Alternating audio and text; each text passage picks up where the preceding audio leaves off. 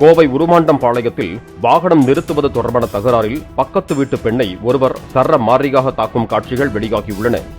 ரம்யா என்ற அந்த பெண்ணின் வீட்டுக்கு சிலிண்டர் ஏற்றிய வாகனம் வந்துள்ளது. குறுகலான தெரு என்பதால் எதிர் வீட்டு வாசலை ஒட்டி அமைக்கப்பட்டிருந்த சிமெண்ட் ஸ்லாப் மீது வாகனத்தை நிறுத்துமாறு ரம்யா கூறியுள்ளார். ஆத்திரமடைந்த எதிர் வீட்டுக்காரரான சுந்தரம் வாக்குவாதம் செய்து ரம்யாவை தாக்கியதாக கூறப்படுகிறது.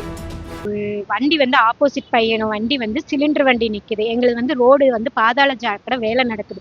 ரோடு சின்ன ரோடுங்க. அதனால ஒரு வண்டி வந்தா இன்னொரு வண்டி வர முடியாது. சிலிண்டருக்காரு வண்டியை நிறுத்திட்டு சப்ளை பண்ண போயிட்டாருங்க. அவர் வண்டி எடுக்கணுங்கிறதுக்கு வேண்டி பையன் என்னை ஃபோன் பண்ணி ஆன்ட்டி எந்த வழியில வரலான்னு சொல்லுங்கன்னு கீழே என்னன்னு பார்க்க வந்தப்போ முன்னாடி தோண்டி போட்டிருக்குங்க. பையனும் வந்துட்டான் பாதி தூரம். வண்டியை அந்த வழியில ரிவர்ஸ் எடுக்கிறது கஷ்டம். அதனால நான் நின்றுட்டு அந்த ஆட்டோக்காரரை கொஞ்சம் ஏத்திட்டு ஆப்போசிட் வீட்டுக்கிட்ட அந்த டிச்சு இதை ஒட்டி ஸ்லோப்பு போடுவாங்க. அது மேல கொஞ்சம் வீட்டுக்குள்ளெல்லாம் நான் ஏற்ற சொல்லிங்க. அந்த ஸ்லோப்பு மேல நம்ம காரை கொஞ்சம் ஏத்தினா அவர் ரிவர்ஸ் போயிடுவாரு, நம்ம போயிடலான்னு சொல்லவும் அந்த செங்காலியப்பன் சொல்லி அங்க இருக்கிறாருங்க. அவர் வீட்டு மேலதான் ஏத்த சொன்னேன். அவர் அங்க ரொம்ப வருஷமா இருக்கிறாங்க.